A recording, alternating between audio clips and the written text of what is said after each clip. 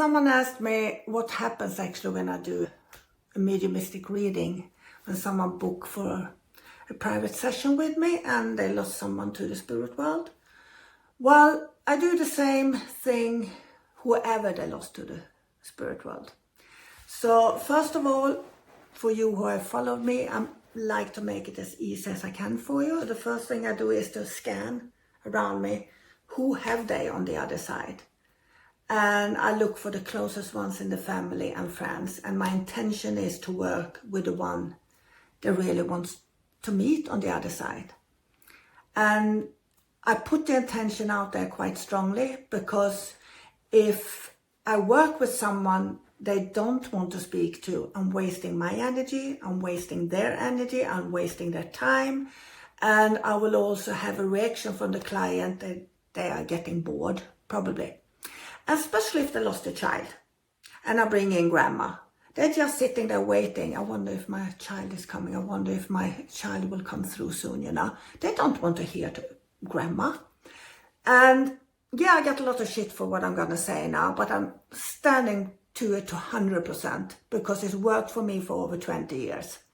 If you lost a son or a daughter and the medium says, no, they're not ready to come, it's an insult to the parent who are there for the reading, because they wouldn't come for a reading if they wasn't ready to talk to them. And for you as a medium to say, no, you're not ready, so I'm bringing grandma in, spirit world knows better.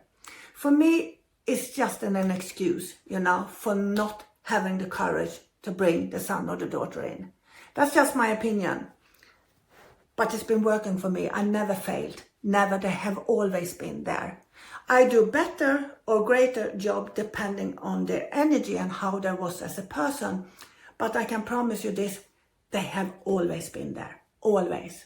So I got a lot of shit that I'm ordering the spirit world. I don't order them. I don't have to. They have always been there. Because I believe that they are there. They always are. And because I don't believe that if you have lost your daughter or your son, that grandma would be the one you pay a lot of money to talk to. I find it an insult to the parents who lost a daughter or a child, daughter or son. Because in any other business, any at all, let's say, it's a classic one I used to say, you bought a car and the engine is breaking down. You put it to the garage and they say, you can come back next week and it will be done. You coming back to pick up the car and they say to you, I'm sorry, I couldn't fix the engine, but I gave you 4 new tires. Would you be happy? Would you complain? Of course you would. That's not what you're paying for. So for me, it's so obvious. If someone lost a daughter or a son, tell the medium, I want to talk to my son or I want to talk to my daughter. And if the medium can't bring them through, you shouldn't pay for the sitting. As easy as that. Why would you pay €100 to talk to grandma if you lost your daughter? And you go to 10 other mediums and pay €100. And your grandma is coming. And everybody says, no, she or he is not ready to talk to you. It makes me very upset and very angry. Because that's not how it's working, not for me. And even if it's scary to bring through children, because you know a lot of time you're doing the most important work in the world at that time. You have a person who is maybe in such a bereavement, lost all her hope, lost the living of life, and she's coming to you and she says, I'm going to give it one shot because I don't really believe in this.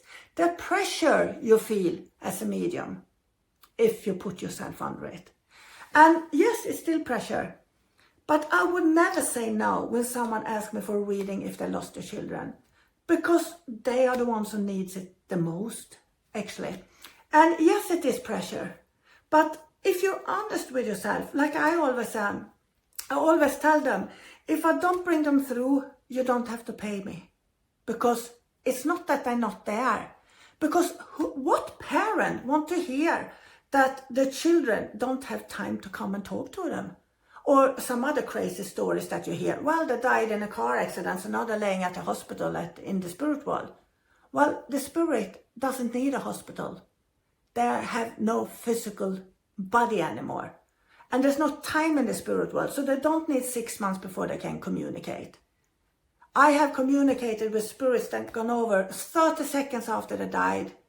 You know, there's no time over there. So I think we as medium, we have to learn to take our responsibility and actually own up to that we make mistakes. We maybe do things wrong, and just say it. I do the best I can, but if it doesn't, I give you the money back. Nobody is going to get hurt. And I can promise you, the sitter, or at least I would respect that more than someone is giving me just blah, blah, blah, if I'm sitting there waiting if my son has died. I would respect the medium 100,000 times more if they said, this is not working. If you feel after 10 minutes, I'm not really getting the connection, it doesn't really work for me. Do you want your money back and we can reschedule, or you try with someone else? It's far more honest than rip them up for the money and give them the grandma. And I have met so many students who lost the parent, and the sons and the daughter, the parents as well, of course. And everybody says the same. It's an insult when they say they don't have time to speak to you, or you're not ready to speak to them. That's really the one I meant. You're not ready. You have to wait another 6 months or a year before you're ready to talk to them. They wouldn't look up a medium if they wasn't ready. That might be the life-saving thing they do, to hear something that I will meet him once again, or her. They're giving me so much evidence now that it must be my daughter. I can actually feel it is my daughter or son.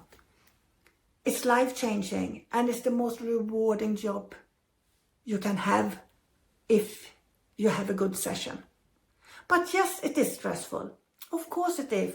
And you know yourself as a medium, if you lost your children, you would be very critical, because you want to be sure, is it really my son or daughter?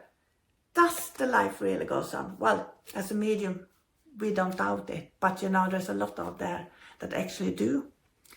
And I think I got away from what I started with now, that how do I feel when I work with the spirit or not? Well, it takes a lot of practice to know the difference through psychic ability and mediumistic ability. But one thing you can cut straight to the chase with really is that when you're talking to the spirit, well, it's facts about the person on the other side. It's not about the sitter. You don't turn around the conversation from talking and building the story of the spirit communicator and start talking about the sitter and how they love flower and they like to go and jogging in the forest or whatever. It has nothing to do with the sitter. You keep your focus on the spirit world. Yes, they can talk about certain things of life of the sitter. Yeah, absolutely. But we also see a lot of people who think when they read a sitter that everything's come from the spirit world. But no, it doesn't. When the spirit world is speaking, it's usually about them. How their life was, what they was doing, because we're proving life after death. And it's not about the sitter then. But in this world today, a lot of people go to a medium because they think we are fortune tellers. We are not fortune tellers. We are not here to take advice, give you advice what choices you should make in life. We're here to help you so you can make that choice in life. That's how it is. We're a little bit like a shrink, I think. They're helping us to come to terms with ourselves. That's what we are doing also, if we're doing an assessment or a psychic reading. But yes, we can give advice, we can be there for them, support them, but we're not here to make the choices for them. That's up to each and every one. We have personal responsibility, and we should not allow anybody to be addictive to get the answers from a medium. They have to find it within themselves. Well, that was little thoughts from me this evening after I had a student who went to several mediums and never got her son coming through. And I find that really, really sad. And the excuses I have heard is appalling. So if you put the intention there, the mind will work for you. But if you have a lot of fear, you have a lot of insecurities, they will definitely block what will come through. So we are our worst enemy. And it's very important for us medium to find a way where we can relax and trust it without putting too much pressure on ourselves. And for me, it is honesty. I can say honestly, I will never be the best medium in the world. Why should I? I don't think there is anything that is the best medium in the world. Because I think there are 10,000 best mediums in the world. Because it depends on the client, what you did for them. Because if you changed their life to the better, you will be the best medium for them. And in all honesty, we need more mediums out there, more healers. Everything is about healing. Everything is about being a service to other people. That's why we're here.